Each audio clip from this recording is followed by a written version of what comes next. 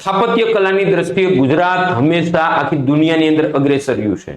એ ચાહે રાણકી વાવની વાત હોય કે મોઢેરાનું સૂર્ય મંદિર હોય કે અલગ અલગ પ્રકારના ગુજરાતની અંદર આવેલા કિલ્લાઓ હોય મારા ભાઈ બહેનો, રાણકી વાવ વિશે તો એવા એવા તથ્યો બહાર આવી રહ્યા છે। વર્લ્ડ હેરિટેજ સાઇટ જ્યારથી એ જાહેર થઈ છે અને યુનેસ્કો વાળા જ્યારે ને ત્યારે એનું ઉત્ખનન કાર્ય કરે છે ત્યારે ઘણા બધા એવા યુનિક તથ્યો બહાર આવી રહ્યા છે કે રાણકી વાવ જમીનમાં બનતું ઊંધું મંદિર હતું, હજી પુરવાર નથી થયું, પણ હજી ગુજરાતમાં આવા ઘણા બધા સ્થાપત્ય સ્થળો છે કે જેને લઈ અને ઘણું બધું રહસ્ય છુપાયેલું છે।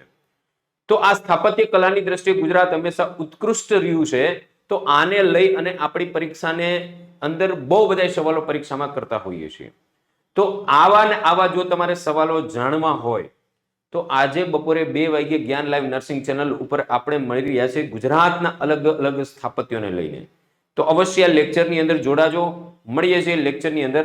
જય હિન્દ।